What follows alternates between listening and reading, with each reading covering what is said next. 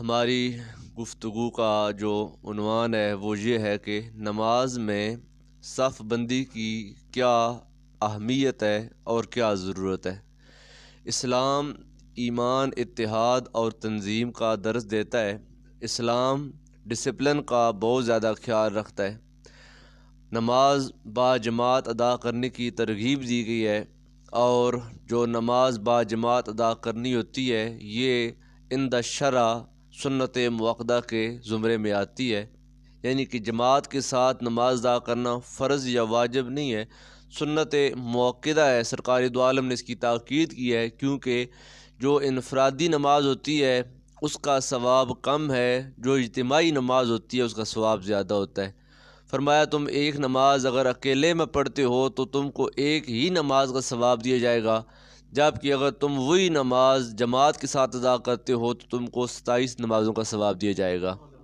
اس لیے جب نماز با جماعت ادا کرنی ہوتی ہے تو یقینی بات ہے ایک آدمی آگے بطور امام ہوگا اور باقی نمازی تمام بطور مقتدی جب وہ کھڑے ہوں گے۔ تو اسلام نے اس وقت حالت نماز میں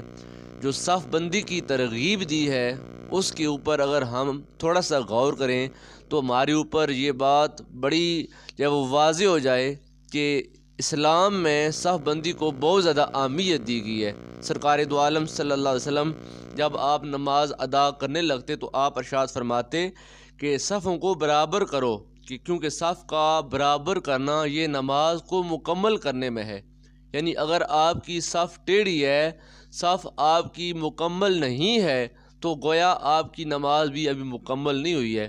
آپ کی نماز مکمل ہی تب ہوگی جب آپ اپنی صف کو بالکل سیدھا کر لیں گے۔ سرکار دو عالم صلی اللہ علیہ وسلم نماز میں صف کے بارے میں بہت زیادہ احتیاط برتتے تھے۔ سوء قسمت کی آج ہم اس چیز سے بہت دور ہو چکے ہیں اور بہت غافل ہیں۔ بعض نمازی آگے، بعض نمازی پیچھے۔ ابھی پتہ نہیں ہے کہ جب نماز ادا کی جا رہی ہے تو دائیں طرف بچے کھڑے ہیں، بائیں طرف بوڑھے کھڑے ہیں،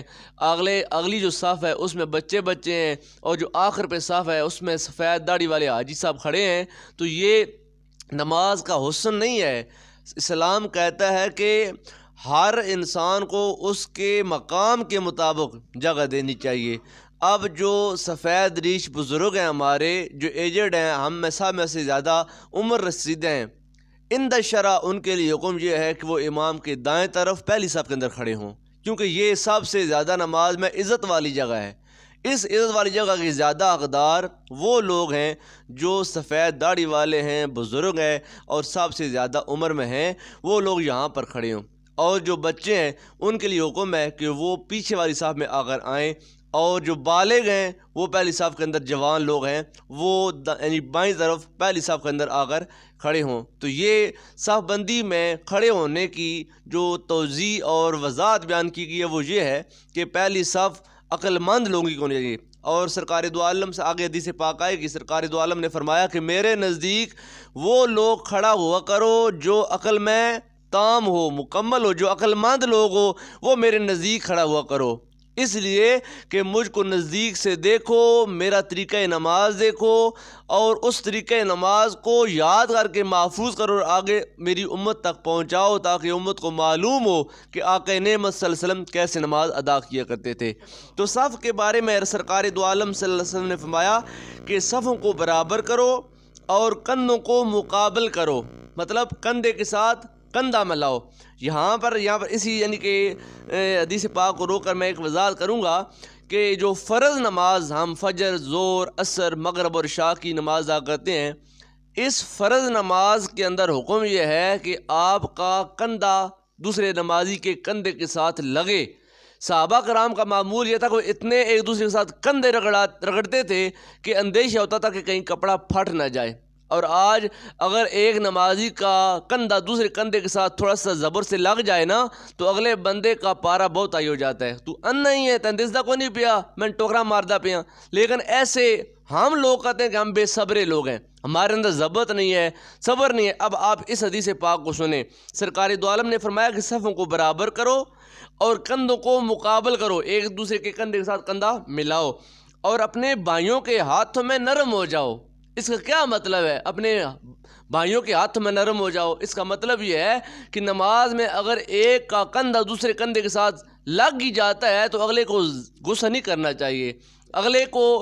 خفا نہیں ہونا چاہیے، برا بلا نہیں کہنا چاہیے، بلکہ جب وہ اپنے مسلمان بھائی کے لیے دل میں نرمی پیدا کرو، پیار پیدا کرو، برداشت پیدا کرو، اور سرکار نے فرمایا کہ اپنے بھائیوں کے ہاتھوں میں نرم ہو جاؤ اور کشادگیوں کو بند کرو۔ کشادگیوں کا بند کرنے کا کیا مطلب ہے؟ جو درمیان میں سپیس ہے، خلا ہے، اس کو بند کرو۔ اور نماز میں، فرض نماز میں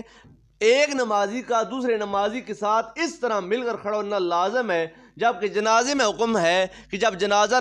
تم ادا کرنے کے لیے جاؤ، فرض کفایہ نماز ہے، تو وہاں پر تم ایک دوسرے کے کندھے کو چھوڑ کر، یعنی کہ کندھے کے ساتھ کندھا نہ ملاؤ اور پاؤں کے ساتھ پاؤں نہ ملاؤ۔ صف بندی کو درست کرنے کے لیے، صف بنانے کے لیے پہلے کندھے کے ساتھ کندھا ملاؤ، پاؤں کے ساتھ پاؤں ملاؤ، تاکہ تمہاری صف بالکل سیدھی ہو جائے۔ جب صف سیدھی ہو جائے تو پھر تھوڑے کھلے کھلے ہو جاؤ، سپیس بنا لو۔ کیوں؟ اس لیے کہا کہ اہل ایمان کے جنازے میں اللہ کی رحمت کے فرشتے بھی آتے ہیں، اپنے درمیان فرشتوں کے لیے جگہ چھوڑو تاکہ وہ بھی نماز جنازہ تمہارے ساتھ ادا کریں۔ لیکن یہ جو نماز ہے اس میں بھی تو اللہ تعالیٰ کے فرشتے آتے ہیں نا، لیکن یہ چونکہ صلاۃ مفروضہ ہے، فرض نماز ہے، سرکار نے فرمایا کہ درمیان میں جو سپیس ہے، خلا ہے، اس کو بند کرو کہ شیطان بھیڑ کے بچے کی طرح تمہاری نماز میں تمہارے درمیان داخل ہو جاتا ہے۔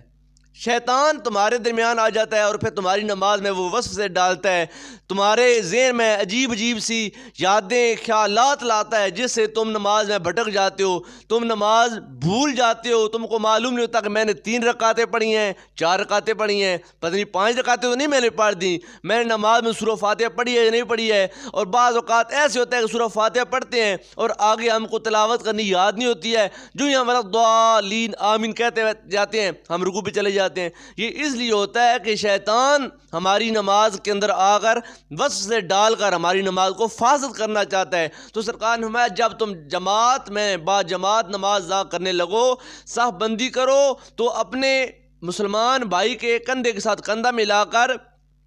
جب وہ کھڑے ہو اور اپنے مسلمان بھائی کے ہاتھ میں نرم ہو جاؤ، درمیان میں جو کشادگی ہے، جو خلا ہے، خالی جگہ ہے، اس کو تم پر کرو تاکہ تمہاری نماز میں شیطان کو جگہ نہ مل سکے، شیطان تمہاری نماز میں داخل نہ ہو سکے۔ آگے حضرت نعمان ابن بشیر رضی اللہ تعالیٰ عنہ آپ فرماتے ہیں، امام بخاری علیہ رحمہ آپ نے حدیث پاک کو نقل فرمایا کہ سرکار دو عالم صلی اللہ علیہ وسلم ہماری صفیں سیدھی فرمایا کرتے تھے۔ ایک دن آپ باہر تشریف لائے تو ایک آدمی کو دیکھا جس کا سینہ آگے بڑھا ہوا تھا، یعنی کہ صف بنی ہوئی ہے، تو سرکار جائزہ لینے کے لیے باہر نکلے کہ جو باہر صفیں ہیں وہ لوگ سیدھے ہیں یا نہیں سیدھے، یعنی کہ جماعت میں صف بندی کی کتنی زیادہ اہمیت ہے کہ جب تکبیر ہو گئی ہے، لوگ صفوں پہ آ گئے ہیں، تو امام کو یہ حکم ہے کہ وہ یعنی کہ ایک بار کہے کہ اپنی صفوں کو درست کرو۔ اللہ تعالیٰ نے توفیق عطا فرمائی، حرمین شریفین کی زیارت کا شرف حاصل ہوا تو وہاں پر دیکھا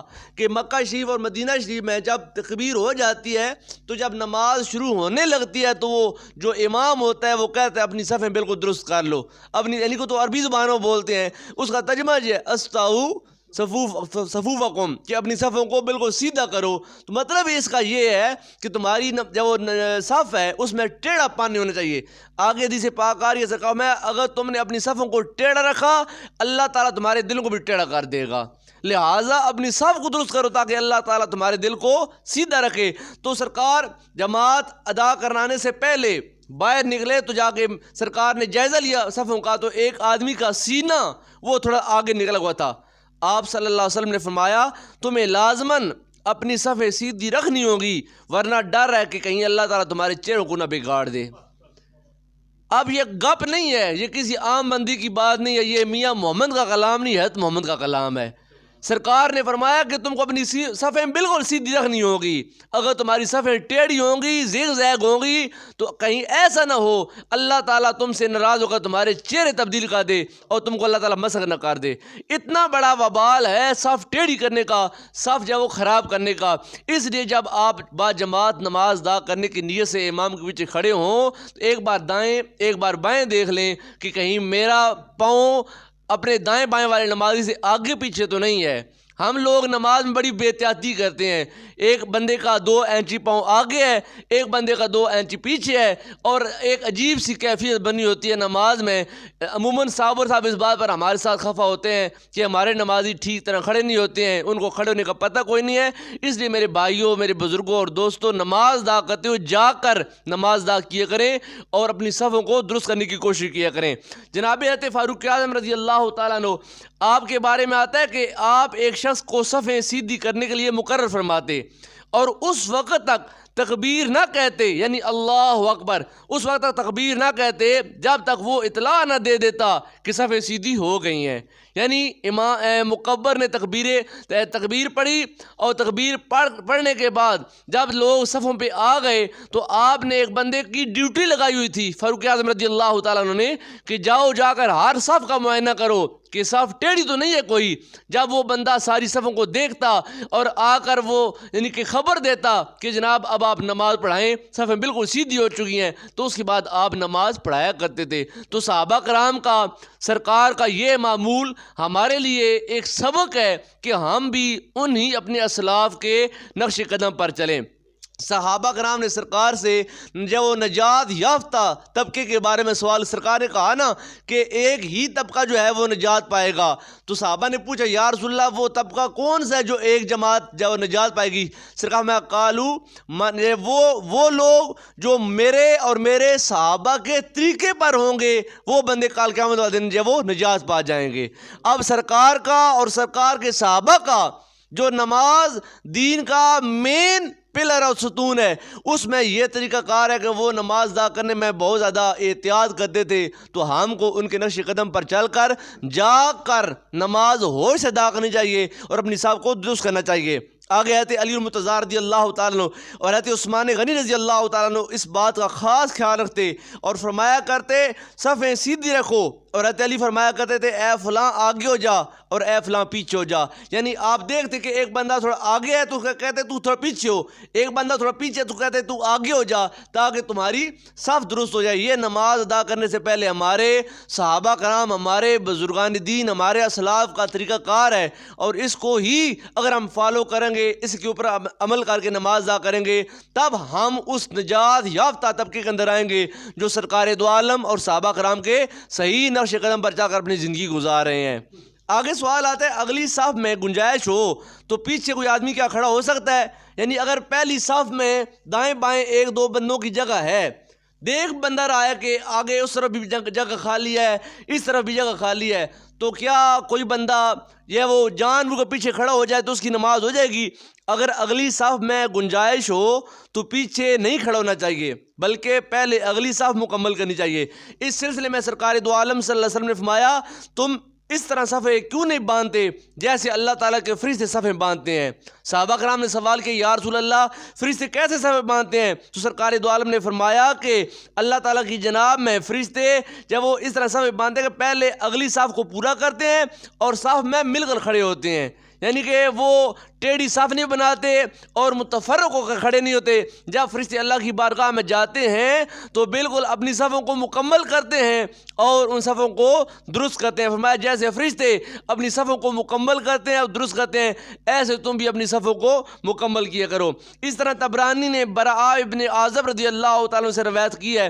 فرماتے ہیں کہ سرکار نے فرمایا اس قدم سے بڑھ کر کسی قدم کا ثواب نہیں جو اس لیے چلا کہ صف میں کشادگی کو بند کر دے۔ اب اس حدیث پاک کو سمجھیں، شاید آپ کو ان الفاظ کی سمجھ نہ آئی کہ سرکار نے کیا فرمایا۔ سرکار نے فرمایا اس قدم سے بڑھ کر کسی قدم کا ثواب نہیں ہے کہ جو قدم اس لیے چلا کہ وہ صف میں کشادگی کو بند کر دے۔ آپ یعنی کہ جماعت ہو رہی ہے، اس طرف ایک بندے کی ابھی جگہ باقی ہے یا اس طرف ایک بندے کی جگہ باقی ہے، ایک بندہ نماز کے لیے آیا، وہ دیکھتا ہے کہ پیچھے بھی 2-3 بندے کھڑے ہیں نماز ادا کرنے کے لیے جماعت میں، تو صف پہلی میں جگہ ابھی خالی ہے، وہ بندہ اس صف کو چھوڑ کر جو پیچھے 2-3 بندے کھڑے ہیں ان کو چھوڑ کر دائیں یا بائیں جہاں جگہ باقی ہے وہاں پر کھڑا ہوتا ہے۔ سرکار نے فرمایا وہ جو قدم چل کر پہلی صف میں یا دائیں یا بائیں جگہ کو پر کرنے کے لیے آگے بڑھتا ہے، فرمایا ان قدموں کا جتنا ثواب ہے کسی اور قدم کا اتنا ثواب نہیں اس کو ملے گا۔ یعنی کہ بہت زیادہ ثواب ہے ان قدموں کا جتنے قدم اٹھا کر وہ صف کو پورا کرنے کے لیے آگے آئے گا، اللہ تعالیٰ اس بندے کو باقی قدموں کی نسبت سب سے زیادہ ثواب عطا فرمائے گا۔ صف اول میں کھڑا ہونے کی کیا فضیلت ہے؟ سرکار دو عالم صلی اللہ علیہ وسلم نے فرمایا کہ اللہ تعالیٰ اور اس کے فرشتے صف اول پر درود بھیجتے ہیں۔ لوگوں نے عرض کیا یا رسول اللہ دوسری پر؟ سرکار فرمایا ہاں دوسری پر بھی، اگر پہلی صف مکمل ہو تب دوسری صف پر بھی اللہ تعالیٰ کے فرشتے درود بھیجتے ہیں۔ سرکار نے فرمایا اے میرے صحابہ، اگر تم کو معلوم ہو کہ صف اول میں کھڑا ہونے کے کیا مقام ہے، کیا فضیلت ہے، پھر تم قرعہ اندازی کرتے، قرعہ ڈالتے، پرچیاں ڈالتے کہ جس کا نام آئے گا وہ بندہ صف اول میں کھڑا ہوگا۔ اب ہمارا معمول آپ کے سامنے ہے کہ ہم کیا کرتے ہیں۔ ہم لوگ یعنی کہ پیچھے بیٹھنے کی کوشش کرتے ہیں، بچے آگے ہوتے ہیں اور جو جوان ہوتے ہیں، جو بزرگ ہوتے ہیں وہ پیچھے بیٹھ جاتے ہیں۔ یہ بزرگ اپنے مقام کو خود گرانے کے یعنی کہ کام کرتے ہیں۔ بزرگوں کو چاہیے کہ ان کی جو سیٹ ہے، ان کا جو مقام ہے، مرتبہ ہے، وہ اس کو اختیار کریں اور اپنے اصلی مقام پر آ کر بیٹھیں، تاکہ نہ کوئی بچہ دائیں طرف کھڑا ہو کر گناہ گار ہو، اور نہ ہی اگر کوئی بندہ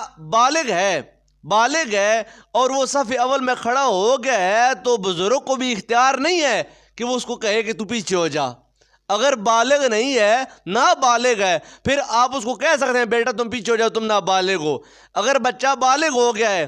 اور بالغ ہونے کی صورت میں وہ نماز ادا کر رہا ہے اور وہ سیدھی صف پر پہلے طور پر کھڑا ہو گیا ہے تو آپ اس کو نہیں کہہ سکتے کہ آپ پیچھے ہو جاؤ، کیونکہ وہ اب مکلف ہے۔ جیسے آپ اللہ تعالیٰ کی عبادت کے مکلف ہیں، ایسے وہ بھی مکلف ہے۔ اگر آپ پہلے آتے، پہلے پاتے یہ سیٹ، جب وہ پہلے آ گیا وہ ثواب کے اعتبار سے فائق ہو گیا، نمبر لے گیا، لہذا آپ اس کو اب نہیں کہہ سکتے کہ اس جگہ کو چھوڑ کر تم پیچھے چلے جاؤ۔ اس لیے بزرگوں کو چاہیے کہ جب وہ آئیں مسجد میں تو وہ اس جگہ پر آ کر بیٹھیں جو اللہ تعالیٰ کے پیارے محبوب نے ان کو جگہ عطا فرمائی ہے۔ تو سرکار دو عالم صلی اللہ علیہ وسلم آپ سے سوال کیا کہ یا رسول اللہ جو بندے صف اول کو چھوڑ کر پیچھے بیٹھتے ہیں ان کے بارے میں آپ کیا فرماتے ہیں؟ سرکار نے فرمایا کہ لوگ ہمیشہ پہلی صف سے پیچھے ہوتے رہیں گے، یعنی وقت آئے گا، پہلے لوگوں میں یہ ایک جذبہ ہوتا تھا کہ ہم نے پہلی صف میں جا کر بیٹھنا ہے، آگے جا کر بیٹھنا ہے، امام کے خطیب کے نزدیک جا کر بیٹھنا ہے اور صف اول میں ہم نے نماز ادا کرنی ہے۔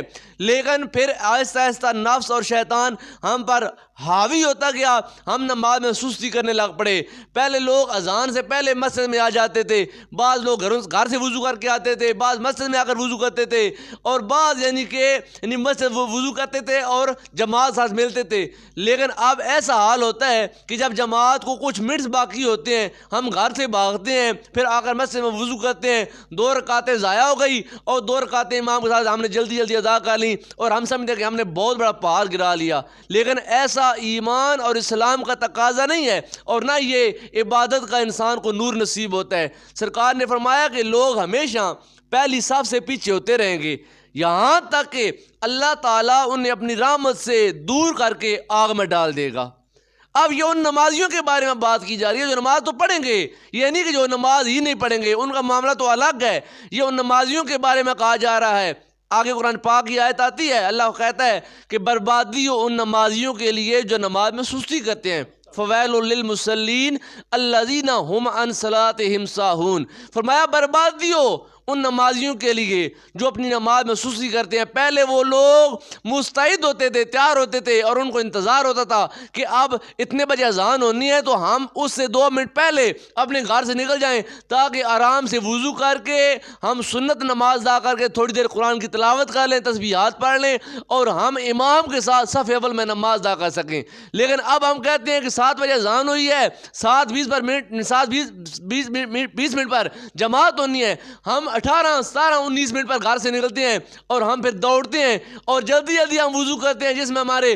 جو ایڑیاں بھی خوش ہو کر رہ جاتی ہیں، ہماری کونیاں بھی خوش ہو کر رہ جاتی ہیں۔ ہم ایسا ادھورا وضو کر کے پھر بھاگتے مسجد کے ادب کو پامال کرتے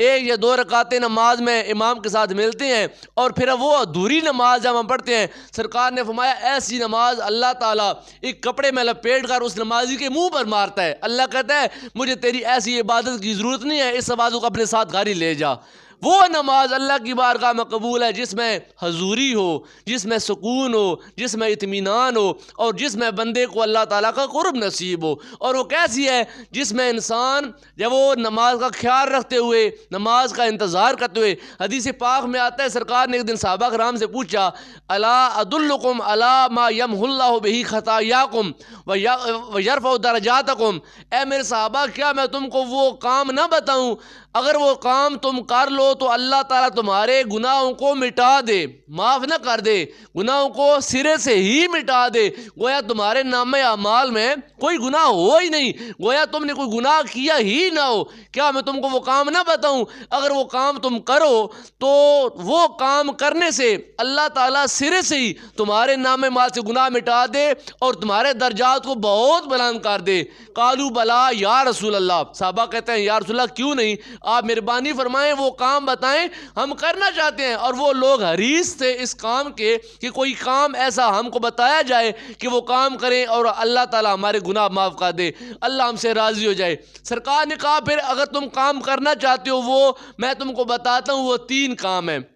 کون کون سے ہیں؟ سرکار نے فرمایا اسباغ الوضوء عند المقارہ، جس وقت تمہارے نفس پر وضو کرنا مشکل ہو اس وقت تم اگر اللہ کی رضا کے لیے وضو کرو، وہ وضو کرنا تمہارا اللہ کو اتنا پسند ہے کہ تم وضو کرتے جاؤ گے، اللہ تعالیٰ تمہارے نام اعمال سے سارے گناہ معاف فرما دے گا۔ اب مثال کے طور پر عشاء کا وقت ہے، ٹھنڈک ہے، سردی ہے، ٹینکی کا پانی بڑا ٹھنڈا ہے، یعنی کہ بزرگوں نے پیچھے یعنی کہ ان کا حق ہے، انہوں نے کہا کہ گیزر لگواؤ جی، گیزر کے پیسے آئے جو ہیں، ٹھنڈک بہت زیادہ ہے، وضو کرنا ہوتا ہے، تو بزرگوں کی سہولت کے لیے گیزر کا اہتمام کیا گیا۔ ٹینکی کا پانی بڑا ٹھنڈا ہے، اگر ٹینکی کے پانی کے ساتھ اس ٹھنڈے موسم میں انسان اللہ کی رضا کے لیے ایک بار وضو کرے، سرکار نے فرمایا کہ اس بندے کا جی نہیں چاہ رہا گیزر کے سامنے وہ بندہ ہیٹر کے سامنے گھنٹہ 2 گھنٹے بیٹھا ہے، اس کا سارا وجود اب گرم ہو چکا ہے اور اب ٹھنڈے پانی کو ہاتھ لگانے کو جی نہیں چاہ رہا، لیکن وہ کہتا ہے کہ اب نماز کا ٹائم ہو گیا ہے، میں نے نماز پڑھنی ہے، پانی ٹھنڈا ہے یا گرم ہے اس بات سے مجھے پرواہ نہیں ہے، اللہ کی رضا کے لیے میں نے وضو کرنا ہے۔ فرمایا جس وقت انسان کی طبیعت نہ مان رہی ہو، انسان کا دل نہ کر رہا ہو، اس وقت بندہ اللہ کی رضا کے لیے وضو کرے، وہ وضو کرنا اللہ کو اتنا پیارا لگتا ہے کہ جو ہی بندہ وضو کرتا جاتا ہے اللہ اس بندے کے سارے گناہ معاف فرما دیتا ہے۔ پھر سرکار نے فرمایا دوسرا انتظار الصلاۃ بعد الصلاۃ، فرمایا کہ ایک نماز کے بعد دوسری نماز کا انتظار کرنا اللہ کو بڑا ہی چنگا لگتا ہے۔ یعنی کہ آپ نے فجر کی نماز ادا کی ہے نا، اب آپ نے اپنے معاملات کو اس طریقے سے مینج کرنا ہے کہ میری زور کی نماز قضا نہ ہو، میں زور کی نماز پڑھ لوں، زور کی نماز ادا کی ہے، اب آپ کا ذہن، آپ کا خیال، آپ کی توجہ عصر کی نماز کی طرف ہے کہ میں نے ابھی پنڈ جانا ہے یا میں نے سہوال جانا ہے یا میں نے روڑیاں جانا ہے، اسٹور پہ جانا ہے، تاکہ جلدی جلدی میں جاؤں اور واپس پلٹوں کہ میری عصر کی نماز قضا نہ ہو جائے۔ فرمایا انتظار الصلاۃ بعد الصلاۃ، ایک نماز کے بعد دوسری نماز کا انتظار کرنا رب کو اتنا پیارا لگتا ہے، جو بندہ ایک نماز کے بعد دوسری نماز کا انتظار کرتا ہے اللہ اس بندے کے سارے گناہ معاف فرما دیتا ہے۔ تیسرا سرکار نے فرمایا کثرت الامشاط الی المساجد، فرمایا مسجد کی طرف زیادہ قدم رکھ کے جانا۔ جو بندہ اپنے گھر سے چل کر اللہ کے گھر کی طرف آتا ہے تو جتنے زیادہ قدم بندے کے اللہ کے گھر کی طرف لگتے ہیں، ایک قدم لگا، ادھر میری طرف دیکھیں، ایک بندے کا قدم لگا زمین پر، 10 گناہ جل گئے، 10 گناہ معاف ہو گئے، 10 نیکیاں بندے کے نامہ اعمال میں لکھ دی گئیں اور 10 درجات بلند کر دیے گئے۔ اب اگلا پاؤں اس نے بایاں رکھا، یہ بایاں پاؤں لگا تو ایک پاؤں لگنے سے 10 گناہ جل گئے، 10 گناہ معاف ہو گئے اور 10 نیکیاں لکھ کر 10 درجات مزید بلند کر دیے گئے۔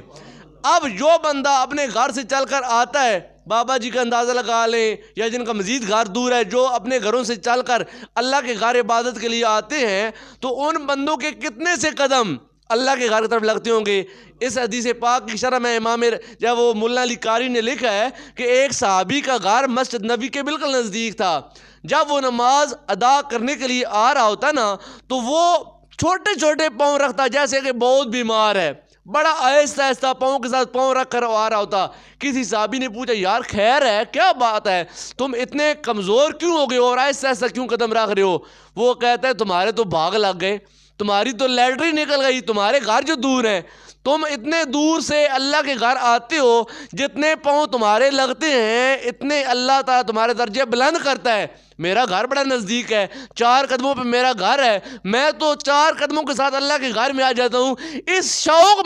میں پاؤں تھوڑے رکھ رہا ہوں, اس شوق سے میں آہستہ آہستہ آ رہا ہوں کہ میرے زیادہ سے زیادہ قدم اللہ کے گھر طرف لگ جائیں, تاکہ ان قدموں کے ساتھ اللہ میرے گناہ معاف کر دے. سرکار نے فرمایا یہ 3 کام کرنا تمہارا کام ہے. اسباغ الوضوء عند المقارے, جس وقت تمہارا دل نہ کر رہا ہو اس وقت تم وضو کرو, اللہ تمہارے گناہ معاف کرے گا. انتظار الصلاۃ بعد الصلاۃ, ایک نماز کے بعد دوسری نماز کا انتظار کرو, اللہ تمہارے گناہ معاف کر دے گا. اور تیسرا فرمایا کثرت الامشاط الی المساجد, مسجد کی طرف زیادہ سے زیادہ قدم اپنے رکھو. جتنے قدم تمہارے زیادہ اللہ کے گھر طرف جائیں گے اللہ تعالیٰ اتنے تمہارے گناہوں کو معاف کر دے گا. تو سرکار نے فرمایا ایک وقت آئے گا لوگ با جماعت نماز ادا کرنے میں اتنی سستی کریں گے کہ ان کی آہستہ آہستہ تکبیر تحریمہ رہنا شروع ہو جائے گی. صف اول ان کی جب وہ چھوٹ جائے گی, صف ثانی چھوٹ جائے گی, آہستہ آہستہ وہ پیچھے والے جب وہ طبقے میں جاتے رہیں گے, اور جب حال یہ ہوگا اللہ تعالیٰ ان سے اپنی رحمت کی نگاہ پھیر دے گا اور ان کو جہنم کا ایندھن بنا دے گا.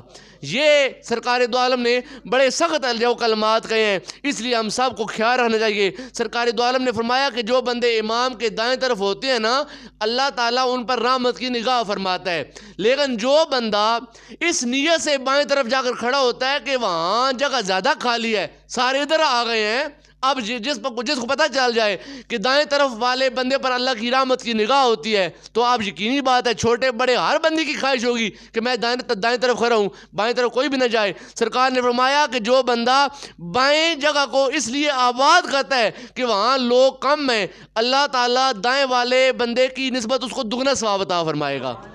یہ سرکار کا کرم ہے, سرکار کی جود و عطا ہے. فرمایا پہلے یہ کہا کہ امام کے دائیں جگہ کو آباد کرو, یہاں اللہ کی رحمت کی نگاہ ہے, لیکن جب سرکار نے یہ کہا تو ساتھ یہ بھانپ لیا کہ اب سارے بندے اس طرف آنا شروع ہو جائیں گے. سرکار نے فرمایا جو بندہ امام کے بائیں طرف کو اس لیے آباد کرتا ہے کہ وہاں لوگ کم ہیں اور جگہ زیادہ خالی ہے, جو بندہ اس جگہ کو پر کرے گا اللہ دائیں والے کی نسبت اس کو ڈبل ثواب عطا فرمائے گا. یہ نماز میں صف بندی کے بارے میں چند ایک جو ضروری باتیں تھیں جو آپ کے ساتھ شیئر کرنا زیادہ ضروری ہیں. اس لیے میرے پیارے بزرگوں, میرے بھائیوں, عزیزوں, جب ہم نماز ادا کرنے لگیں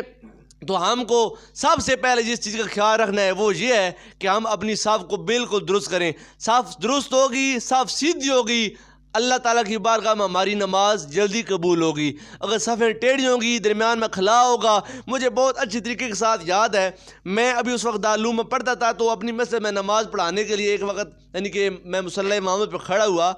تو میرے دائیں طرف 2 بزرگ تھے, اللہ تعالیٰ ایک فوت ہو گئے, ایک زندہ ہے, اللہ تعالیٰ جو فوت ان کی بخشے فرمائے, جو زندہ اللہ ان کو صحت عطا فرمائے. 2 بزرگ نماز ادا کرنے کھڑے ہوئے تو تقریباً دونوں بزرگوں کے درمیان 1 فٹ جتنا گیپ تھا, یعنی کہ باقی صف پوری تھی, ایک بندہ کھڑا ہے تو اگلا بندہ جو کھڑا ہے اس کے اور اس کے درمیان 1 فٹ کا گیپ ہے, پھر آگے اور نمازی کھڑے ہیں, درمیان میں ایک بندے کی جگہ خالی تھی. تو میں نے ساتھ والے بزرگوں سے کہا کہ بابا جی نال ہو جاؤ, درمیان کی جگہ جو ہے جگہ پوری کرو. اس بابے نے جواب دیا کہ ساڈا نہ شریک تھا, میں موڈا نہ لانا چاہتے نال. یعنی کہ ہماری سوچ ہے خدا کے گھر میں آ کر, اللہ کی بارگاہ میں آ کر, اس وقت بھی ہم کو اپنی دشمنیاں یاد ہیں, اپنے شریکتیں یاد ہیں, اپنی ناراضگیاں یاد ہیں. بھائی ناراضگیاں جو ہیں وہ مسجد کے دروازے کے باہر ہیں. یہاں پر آ کر کیا ہے, اقبال کہتا ہے کہ یہاں پر آ کر محمود و یاد ایک ہو جاتے ہیں. یہاں پر آ کر بادشاہ اور اس کا وزیر ہو یا اس کا کمی ہو, اس کا غریب ہو, وہ سارے کے سارے اللہ کی بارگاہ میں ایک ہیں. یہ تمہاری اپنی تفریق ہے اونچ نیچ کی کہ فلاں چودھری ہے, فلاں کمی ہے. اللہ کی نگاہ میں سب سے بڑا چودھری وہ ہے جو اللہ تعالیٰ سے سب سے زیادہ ڈرتا ہے. جس کے دل میں اللہ کا ڈر زیادہ ہے وہ ذات پات کا کمی کیوں نہ ہو, وہ چودھری سے اللہ کی نگاہ میں بہت اعلیٰ ہے. اگر چودھری کے دل میں اللہ تعالیٰ کا ڈر ہے تو وہ بندہ اللہ تعالیٰ کی بارگاہ میں عزت والا ہے. اللہ کی نگاہ میں عزت اسی کی ہے جس کے دل میں اللہ تعالیٰ کا ڈر ہے. اس لیے یہاں پر آ کر یہ نہ کہیں کہ ہماری ان کے ساتھ یا وہ دشمنی ہے, شریکتا ہے, ناراضگی ہے, میں اس کے موڈے کے ساتھ موڈا نہیں لگا لگانا چاہتا۔ یہاں پر سرکار نے فرمایا جو کلمہ گو مسلمان ہے اس کو چاہیے کہ وہ نماز میں آ کر اپنے مسلمان بھائی کے کندھے ساتھ کندھا لگائے۔ سرکار فرمایا اپنے مسلمان بھائی کے ہاتھ میں نرم ہو جاؤ، یعنی اگر تم کو اس کا کندھا لگ ہی گیا ہے تو تم ناراض نہ ہو۔ کیوں؟ اس لیے فرمایا کہ جب تم درمیان میں جگہ چھوڑ دیتے ہو نا تو درمیان میں شیطان آ جاتا ہے، اور شیطان آ کر تمہاری نماز کو خراب کر دیتا ہے۔ اگر تمہاری نماز خراب ہو جائے، اللہ کی بارگاہ میں نہ پہنچے، پھر اس نماز پڑھنے کا کیا فائدہ؟ نماز یہ وہ چیز ہے جس کے بارے میں سب سے پہلے سوال ہونا ہے، اس لیے اپنے اس سوال کے جواب کو تیار کریں اور نماز اس وقت ادا کریں جب آپ مکمل طور پر ذہنی طور پر نماز کے لیے تیار ہو جائیں۔ اللہ تعالیٰ کی بارگاہ میں دعا ہے اللہ تعالیٰ ہم سب کی ان جو ٹوٹی پھوٹی عبادتوں کو اپنی بارگاہ میں قبول فرمائے۔ یہ جو ہمارا سیشن ہوتا ہے یہ دین سیکھنے سکھانے کا یہ بہت ہی کارآمد ہے، دینی اعتبار سے بھی، دنیاوی اعتبار سے بھی اور اخروی اعتبار سے بھی۔ یہ جو محافل ہوتی ہیں ہماری دین سیکھنے کے لیے، سرکار دو عالم نے فرمایا دین کا ایک مسئلہ سیکھنا، دین کا ایک مسئلہ سیکھنا 1000 رکعت نماز نفل ادا کرنے سے بہتر ہے۔ ایک دین کا مسئلہ سیکھنا، اور ان ہماری چھوٹی چھوٹی محفل میں بہت سی ایسی باتیں ہوتی ہیں جو شاید آپ نے پہلے کبھی نہیں سنی ہوتی ہیں، اس لیے ان محفل میں آپ تنگ نہ ہوا کریں، پریشان نہ ہوا کریں۔ ان محفل کی اہمیت اور افادیت انشاءاللہ تعالی تھوڑے سے وقت کے بعد آپ کو محسوس ہوگی۔ میں چاہتا ہوں کہ ہم دونوں ہاتھوں کے ساتھ تاڑی مارتے رہیں، یہ درس حدیث، درس قرآن، درس فقہ کا سلسلہ جاری رہے، اور ہم اسی طریقے کے ساتھ